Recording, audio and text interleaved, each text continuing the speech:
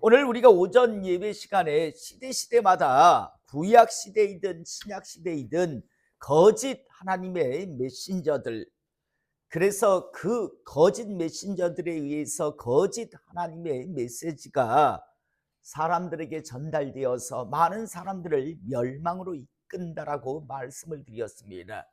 우리가 살고 있는 이 시대 역시도 별반 차이가 없다라고 말씀을 제가 드렸는데, 가장 흔히 우리가 듣는 가짜 하나님의 말씀 복음은요, 이미 천국은 따놓은 당상입니다. 여러분들이 앞으로 지을 죄까지 이미 예수님께서 다 용서해 주셨습니다. 그래서 여러분들이 어떤 추잡하고 더러운 짓거리를 하고 살아도 여러분들의 천국액은 바뀌지 않습니다라고 하는 그런 메시지입니다. 이건 절대 하나님께서 또 예수님께서 하신 적이 없는 말씀인데, 그런데 듣기 좋고 하기 좋다라고 서로 말하고 또 그 말을 많은 사람들이 따릅니다.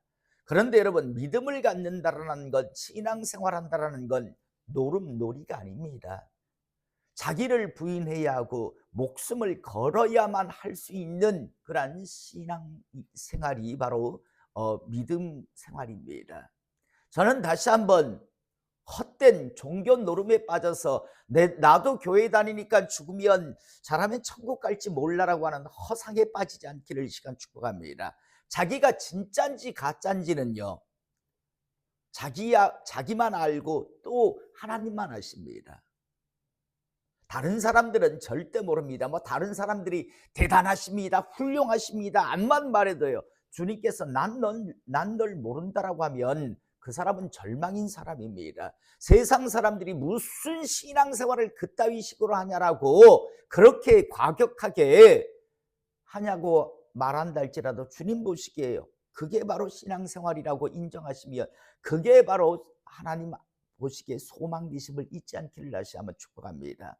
참 시대마다 거짓 복음이 판을 치는데, 그러다 보니까요, 기독교의 몰락은 어쩌면 이 잘못된 거짓 메신저들, 거짓 목회자들에 의해서 결국은 시작되었다 해도 과언이 아닐 겁니다. 이 시대 많은 사람들이 죄를 지으면서요, 두려워하지 않습니다. 쌩글쌩글 웃으면서 자기는 용서함 받았다는 둥 하면서 엉뚱한 소리들을 많이들 해댑니다.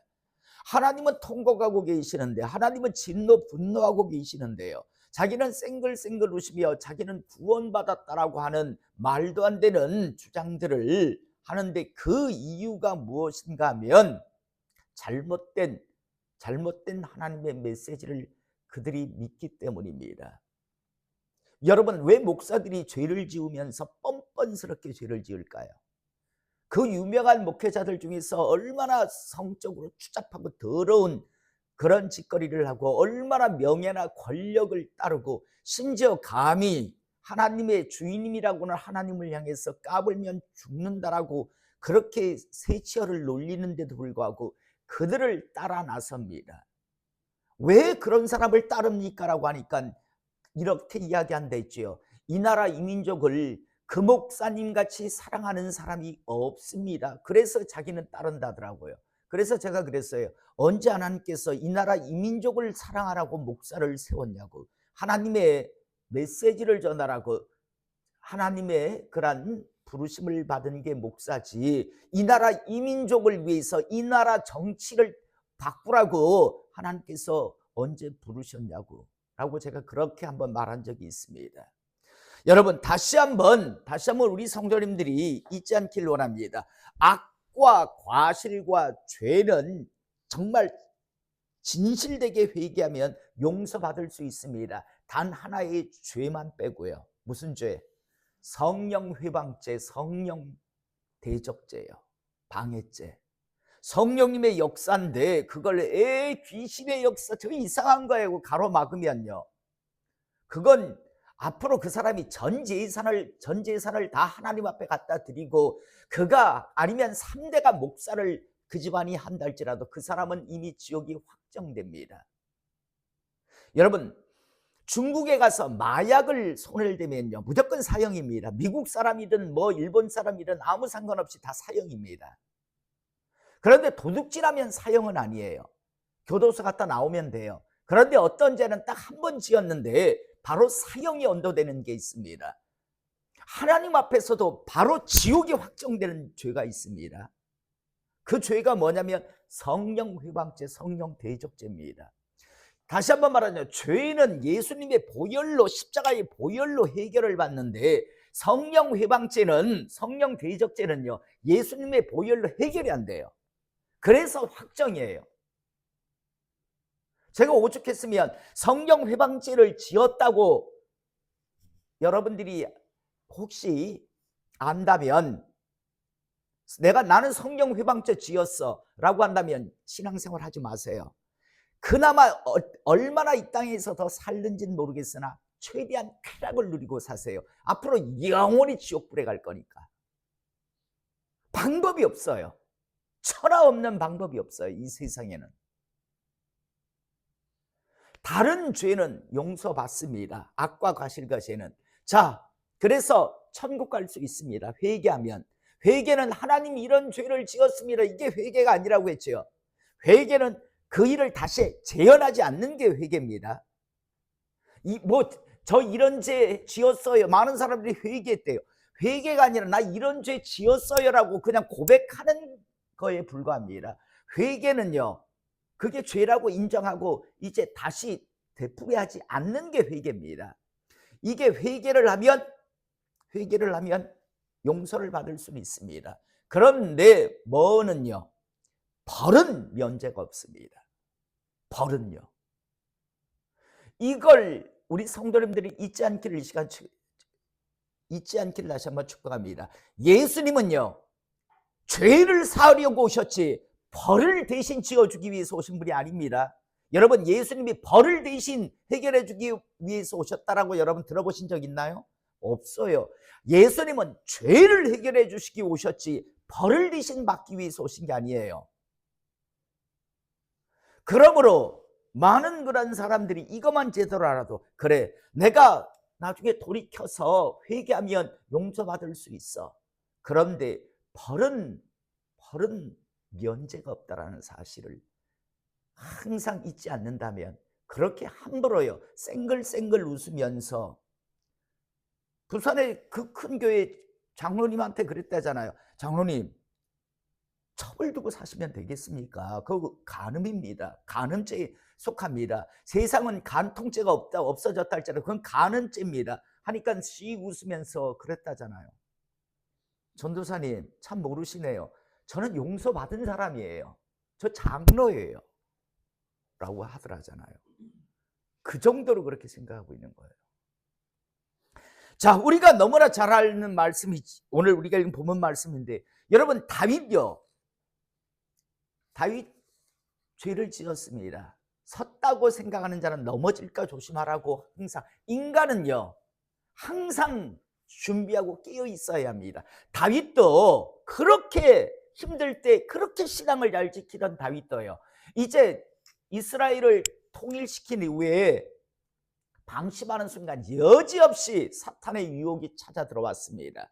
그래서 정말 우리는 다윗이 죄를 지었다라고 그냥 한마디로 말하지만 얼마나 파렴치한 죄입니까? 얼마나 정말 사악한 죄입니까? 아니, 남의 가정을 완전히 깨트려 버렸잖아요. 그것도 자신의 그렇게 충성스러운 부하의 집안 가정을요.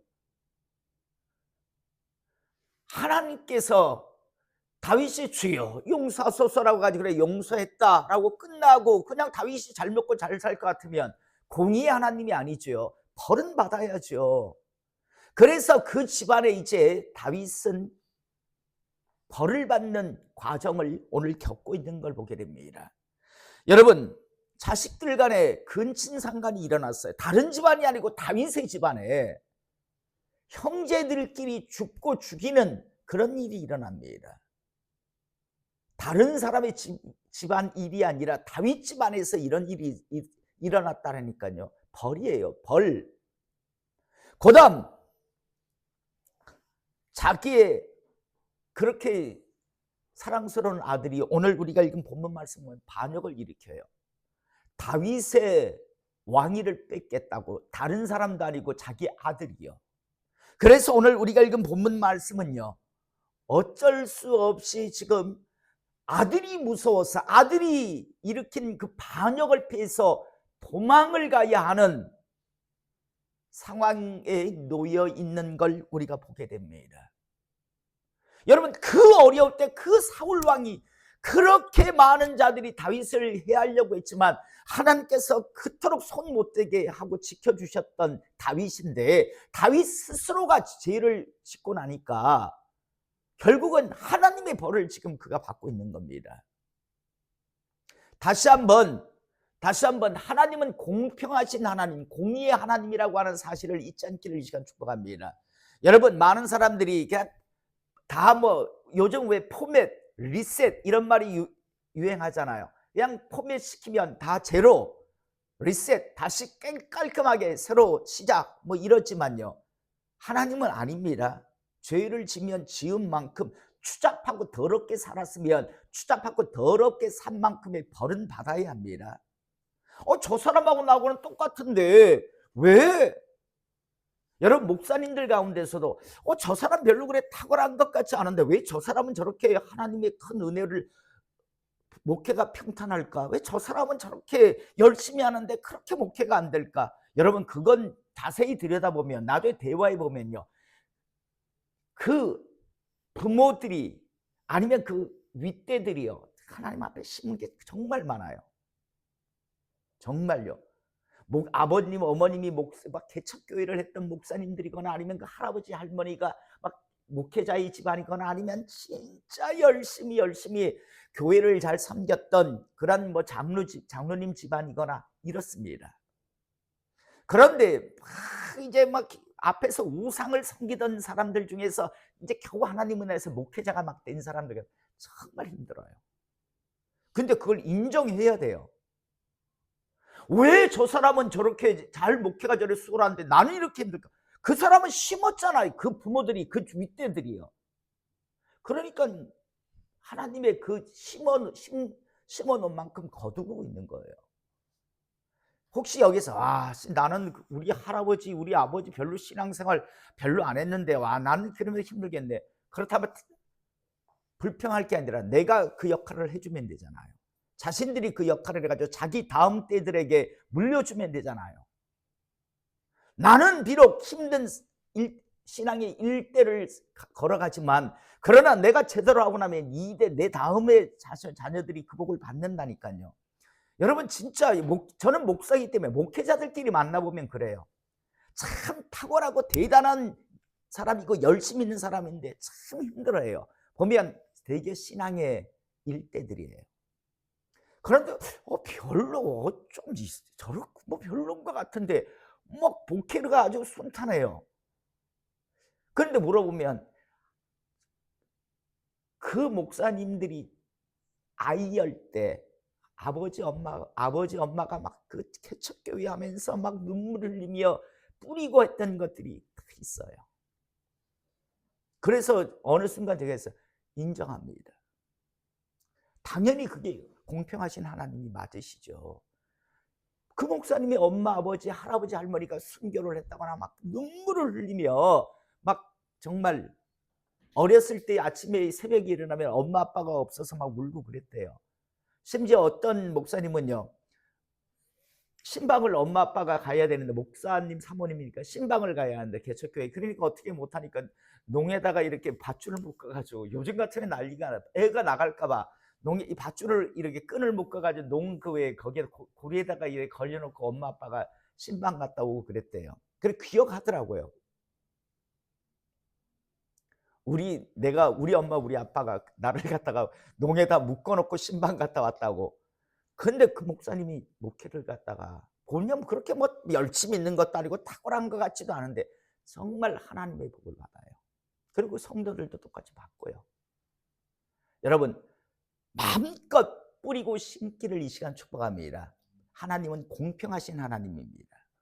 여러분들이 열심을 낸 만큼, 하나님 앞에 뿌린 만큼, 드린 만큼 반드시 받습니다. 절대 하나님은요, 공짜 그냥 이렇게 넘어가지 않으십니다. 반드시 갚아주시는 하나님이라고 하는 사실 잊지 않길 원합니다. 반대로 악을 심으면요, 반드시 거둡니다. 그 벌에 대해서 반드시 1000대까지잖아. 3, 4대 악은 3, 4대까지 이른다. 반드시 하겠다잖아요. 그 3, 4대 1000대 이게 뭐 1대, 2대, 3대, 4대, 1000대 이게 아니라 그냥 요약하면 하나님 앞에 제대로 좋은 것 심으면 반드시 그 좋은 것 거두게 하시고, 악을 심으면 반드시 그 악에 대한 열매를 거두게 하신다. 이 말씀이거든요. 다윗이라 할지라도 예외가 없잖아요. 왜냐하면 벌은 면제가 없다라고 분명히 하나님께서 밝히셨잖아요. 그러니까 죄를 범했으니까 벌을 받아야죠. 면제가 없다 했으니까 하나님 말씀은 시건의 말씀이 없거든요. 바뀌지 않습니다.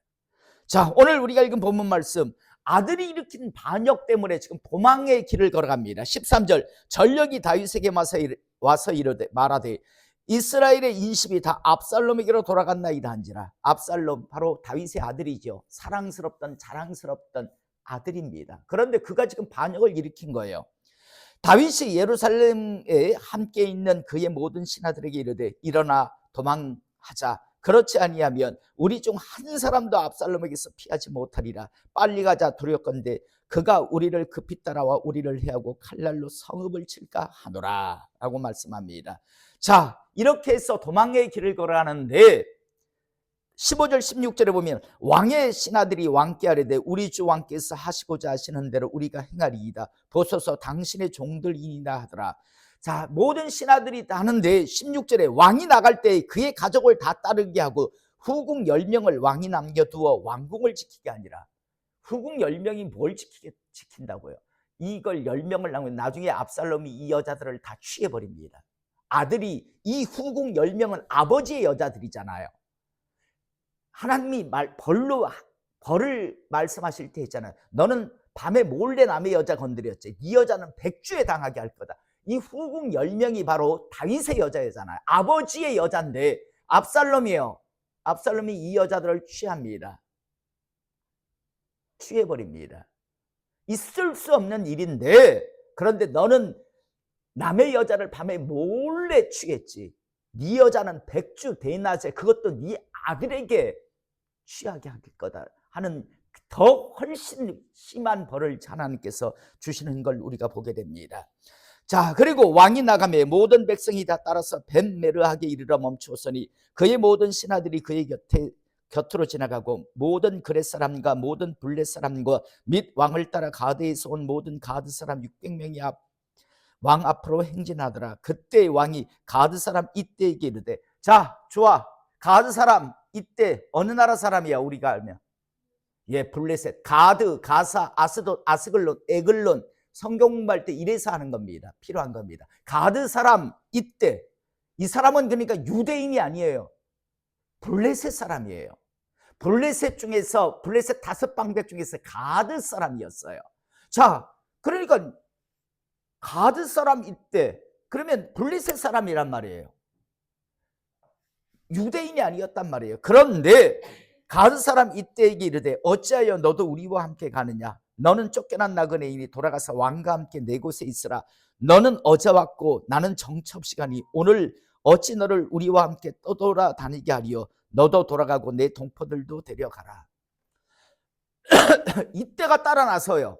피난길에 다윗이 이야기합니다. 왜 따라 나섰냐? 너는 온 지도 얼마 안 되니까 그냥 예루살렘 성으로 돌아가라. 블레셋으로 돌아가는 것 가라는 말은 아니, 너는 쫓겨난 나그네라는 말 때문에 블레셋이 아니고 너 그러면 예루살렘으로 가서 아마 압살롬도 너는 건들지 않을 테니까 가서 그냥 너는 피난 가지 말고 나를 따라 나서지 마라. 그냥 너는 예루살렘에 있어도 아무도 안 건들 테니까 너는 거기 있으라고 이야기합니다. 자, 그런데 21절, 이때가 왕께 대답하여 이르되 여호와의 살아계심과 내 주 왕의 살아계심으로 맹세하옵나니 진실로 내 주 왕께서 어느 곳에 계시든지 사나 죽으나 종도 그곳에 있겠나이다 하니. 자, 여러분, 진짜인지 진짜 내 벗인지 진짜 나와 함께하는 사람인지는요, 어려움을 겪을 때 보면 드러납니다. 어려움을 겪을 때 평소에 좋을 때는 같은 친구 같고 동료 같지만요, 어려움을 딱 겪을 때 보면 그래 내가 네 그럴 줄 알았어 이놈의 새끼 하면서 오히려 짓밟는 자가 있습니다. 친구인 줄 알았는데 벗인 줄 알았는데 오히려 누구보다도 앞에 나와서 비난하고 막 난리를 지기는 자들이 있습니다.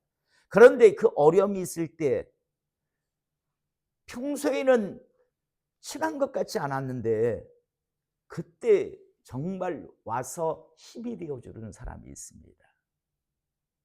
다윗이 지금 가장 바닥에 떨어진 인생을 걸어가잖아요. 힘들 때예요.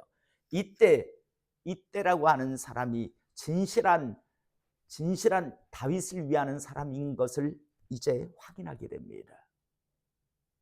저는 우리 성도님들에게 삶 속에 이때와 같은 사람들이 많이 있기를 이 시간 축복합니다. 이때와 같은 사람요, 정말 힘들 때 힘이 되어주는 사람입니다. 우리 주변에는 이런 이때와 같은 사람의 축복이 있어야 합니다.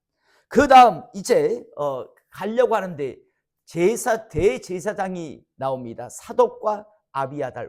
자, 여러분, 여기서 문제, 왜 대제사장은 한 명인데 두 명이 있나요? 왜 대제사장 사독이 있고 아비아달이 나옵니다? 왜 두 명이 됩니까? 본래 율법이 한 명이 되어야 되잖아요. 왜입니까? 그렇죠. 사울의 왕국이 있었고 다윗이 7년 6개월 동안 유대의 왕이었잖아요.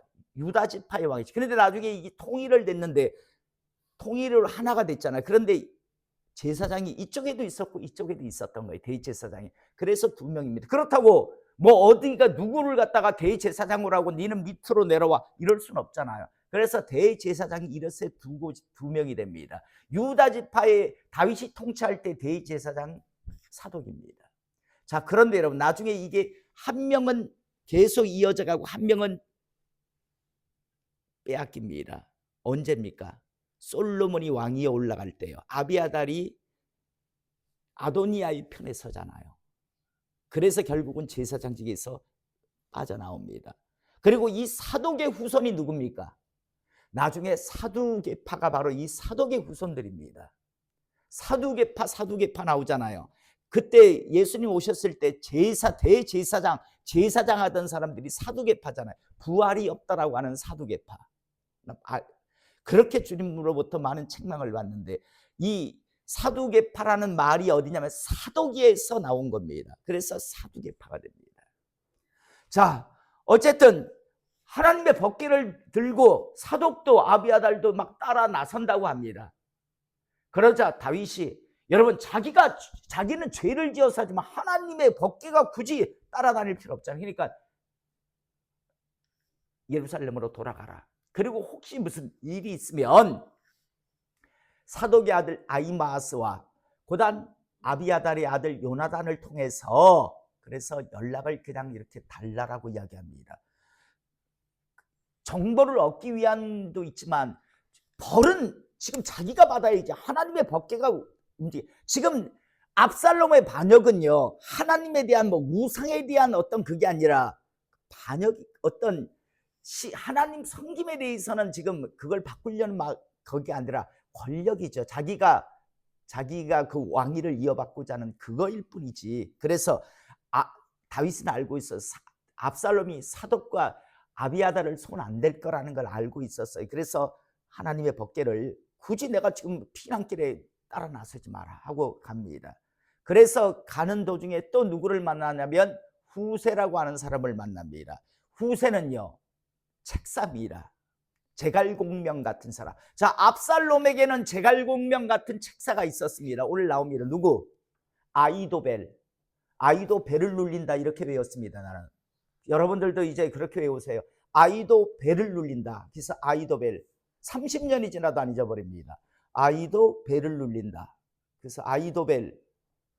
이제 안 잊어버리겠지? 그래서 자주 물어볼게. 아이도 벨. 자, 압살롬의 책사입니다.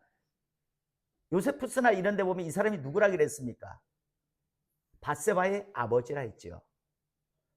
자기 딸의 가정을, 사위를 그렇게 죽이고 자기 딸의 그런 가정을, 어떻게 보면 왕의 그죠, 장인이 됐는데 오히려 그죠, 우리아가 죽고 나서 우리아는 장군이었지만 지금 다윗은 어쨌든 나중에 취했잖아요, 밧세바가. 그러니까 어떻게 보면 영달을 누릴 거라고 생각했는데 그게 한이었던 사람입니다. 그래서 아이도벨이 압살롬의 반역에 가담합니다. 그래서 굉장히 대단한, 무서울 정도의, 오죽했으면 다윗이 아이도벨이 압살롬의 책사가 됐다는 소리를 듣고요, 막 기도를 하죠. 그의 모든 것이 좀 무산되게 해달라고, 그의 지혜가 어리석게 해달라고 막 기도하는 것. 오늘 31절 보면 어떤 사람이 다윗에게 알리되 압살롬과 함께 모반한 자들 가운데 아이도벨이 있나이다 하니 다윗이 이르되 여호와여 원하건대 아이도벨의 모략을 어리석게 하옵소서라고 기도합니다. 그 정도로 무서웠던, 그 정도로 똑똑했던 사람이에요, 아이도벨은요. 나중에 예를 들어 압살롬이 아이도벨의 말을 들었으면 다윗은 다시 왕 못 됩니다. 아이도벨이 어마어마하게, 나중에 보면 빨리 쫓아가자고 합니다. 아이도벨은 빨리 쫓아가자 합니다. 그런데 좀 이따 우리가 지금 보는 후세라고 하는 사람, 다윗이 보낸 책사입니다. 아닌 척하면서 지금 막 따라가다가 우리 혹시라도 당할 수 있습니다. 다윗이 어떤 사람입니까? 우리 지금 개인이 잘못해가지고 따라가다가 매복에 걸려서 우리 박살날 수 있으니까 좀 정비를 하고 따라가야 합니다. 막 이렇게 이야기하거든요. 아이도벨은 지금 바로 따라가가지고 쫓아가서 잡아야 됩니다. 죽여야 합니다라고 하는데, 만약에 이때 압살롬이 아이도벨의 말을 들었으면요, 다윗 죽었습니다. 그런데 후세라고 하는 사람, 아이도벨이 후세의 말을 따릅니다. 그래서 시간을 그냥 둡니다. 그래서 도망갈 수 있어요, 다윗이. 만약 그때 그렇게 안 했으면요, 아이도벨의 말을 듣고 막 압살롬이 막 다윗을 잡으러 갔었으면 다윗은 마하나임을 건너지 못하고요. 마하나임이란다. 그 나루터 이름이 갑자기 기억이 안 나네. 나루터를 못 넘어갑니다. 그래서 거기서 죽어요. 죽을 수밖에 없었어요. 나중에 아이도벨이 나중에 보면 자살합니다. 이 압살롬의 이 모반은, 이 반역은 실패로 돌아가는구나라는 걸 알아요. 자기 말을 안 듣고 후세의 말을 듣고 시간을 이렇게 지체하는 걸 보면서 이 계획은 결국 실패한다, 하나님이 지지하지 않는 반역이구나 라고 해서 자살합니다, 아이도벨은요. 나중에 자, 후세라고 하는 사람을 만나게 됩니다. 그래서 이 후세를 갖다가 이제 압살롬에게 보냅니다. 그래서 후세가 가서 막 혼란스럽게 만들어주는 역할을 합니다. 어쨌든 이 하나님의 하나님이 진노하시지만, 벌을 주시지만, 다윗을 용서한다 했잖아요. 기억나세요? 나단 선지자가 와서 이야기할 때 그래 용서한다, 그런데 용서한다 했잖아요. 그래서 다윗을 죽이려고 하셨으면, 그때 용서 안 하셨으면 아마 후세라고 하는 사람을 보내지 않았을 거예요, 하나님께서. 그런데 하나님께서 다윗의 죄는 용서해 주셨어요, 회개했으니까. 그런데 벌을 지금 하나님의 벌을 받고 있기 때문에, 그래서 아이도벨의 그 모략을 파괴하시고 후세의 계획을 압살롬이 듣게 하시는, 그래서 결국은 이 반역은 나중에 실패로 돌아갑니다. 저는 하나님의 간섭하심이라고 생각합니다. 왜냐하면 벌을 주기 위함이지 완전히 쫓아내려고 하시는 것이 아니었기 때문에요. 자, 이제 말씀 정리할게요. 저는 다시 한번 여러 말씀의 은혜를 받을 수 있습니다. 그런데 하나만 잊지 않길 원합니다. 죄는 용서받을 수 있습니다. 그런데 뭐는 면제가 없다? 벌! 이거 하나만큼은 잊지 마세요. 내가 지금 어떤 하나님 보시기에 죄를 짓고 있다, 그러면 이에 상응한 벌은 반드시 내가 언젠가 받는다라는 건 각오하시고 죄를 짓기 바랍니다. 죄는 용서받습니다. 그러나 벌은 받아야 합니다. 이걸 안다면 쌩글쌩글 웃으면서 이미 지은 죄 지을 죄까지 용서받았다는 듯 죽기 전에 손 한 번 깠다가 했던 눈 한 번 깜빡깜빡하고 천국 간다, 이런 생쇼는 없습니다. 절대 있을 수 없는 이야기입니다. 그런데 이상하게 그런 일들이 이 가짜 메시지에 의해서 자꾸만 번지다 보니까 이상하게 돼 있어요. 다시 한번 분명하게 알고 신앙의 여정 달려가는 하나님의 사람 되시기를 이 시간 축복합니다.